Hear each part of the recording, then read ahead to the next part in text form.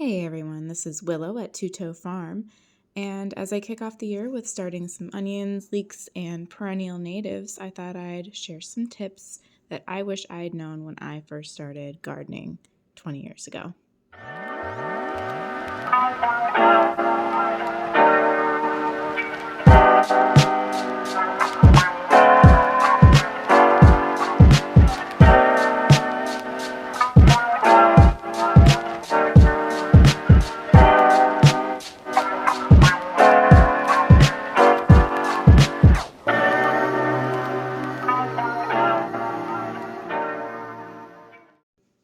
I'm just getting started here by breaking up some compacted seed starting soil, but a lot of seed starting information is coming from gardeners doing large production, either for families or selling, which can make it hard to apply to more small scale self sufficiency. As somebody who's done both, I have seen many of the pitfalls of trying to maximize efficiency and focus too much on production versus the more holistic experience of growing and caring for beautiful and delicious things. Aside from having my own garden since I was about 6 years old, I also had the joy of working on an organic herb farm for 4 years. I'll share more about that experience later. The first thing I'll mention is about your gardening containers. Here you're going to see I'm pulling apart some plastic cell packs that I've used for a few years. Now these are not ideal. There's some great items out there by Epic Gardening that are more reusable, and you can put them in the dishwasher. Maybe some year I'll invest in those. When I first started, I would try to reuse things like egg cartons, and I tried peat pots, but I found those things dry out really quickly and sometimes they don't have enough root space. These are just some leftover containers somebody gifted me, so I'm not really sure what I'm going to use them for. Maybe for starting my brassicas outside since they have some depth and a plastic covering, but we'll see. There are two types of base trays that I like to use. This one is a solid one without any perforation, but the other ones have some holes in the bottom that allow for water to drain out. Those are better for when you're transferring things outside and they're going to get a lot of rain, but they do dry out faster, so be mindful of that. It is mid-January here in Missouri, and I'm in zone 6B, so I am going to start some onions and leeks today, as well as some of my native perennial herbs.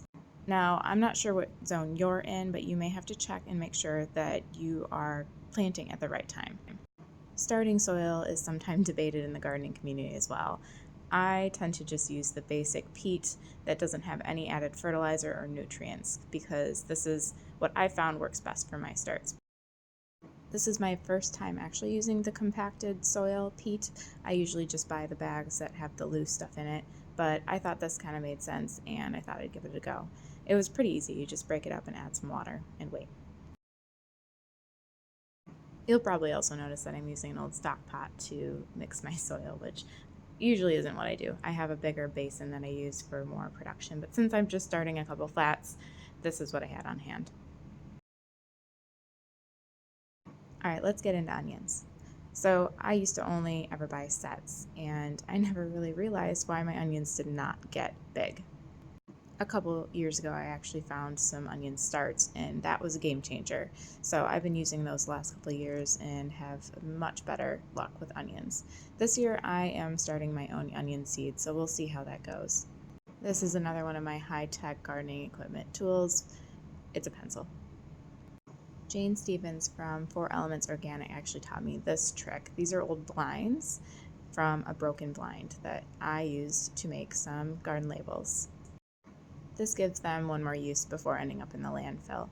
And I've also used recycled plastic containers that I've sliced up and used as labels too.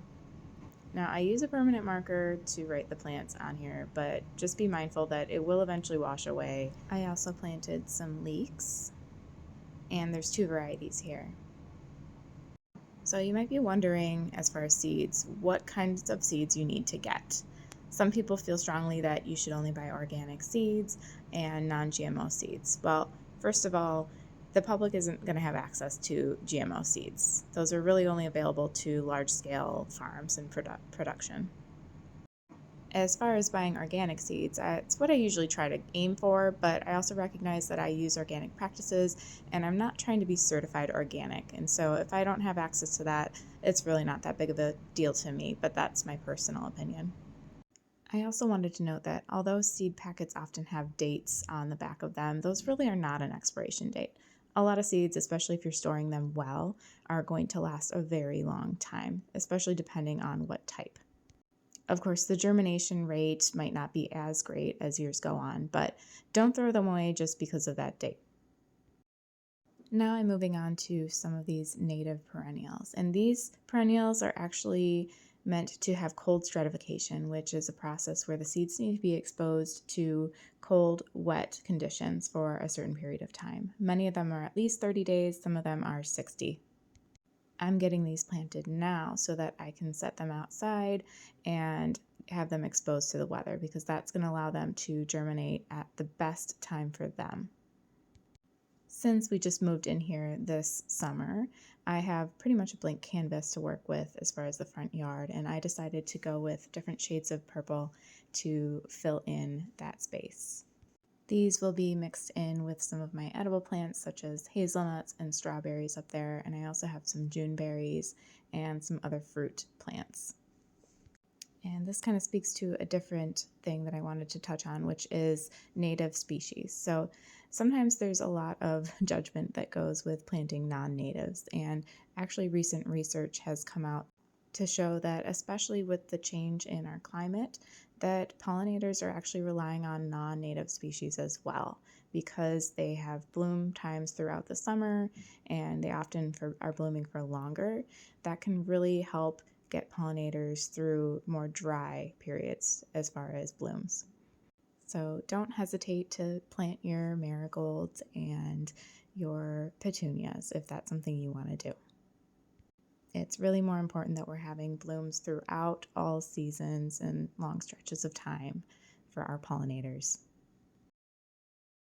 Another thing to consider when planting is to be mindful of how much space you're going to need.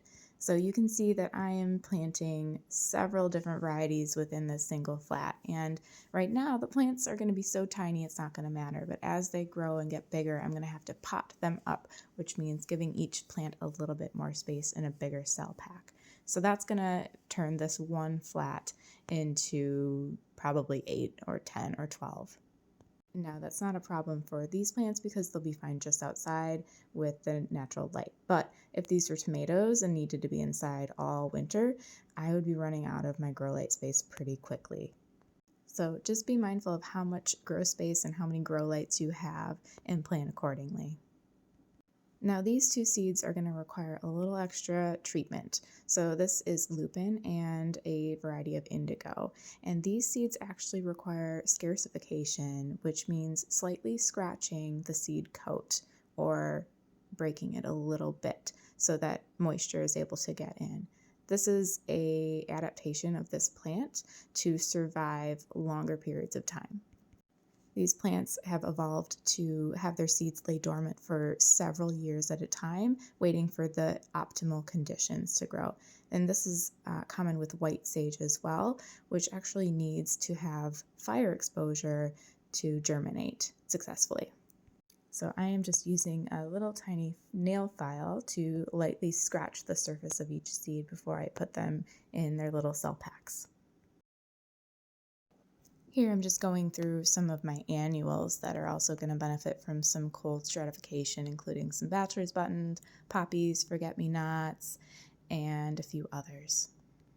I have not done the cold stratification with poppies before, but I had read about it and thought I would give it a try considering I had an extra packet of seeds. And I also found a couple mystery bags that I forgot to label somehow, so I'm going to plant them and see what comes up.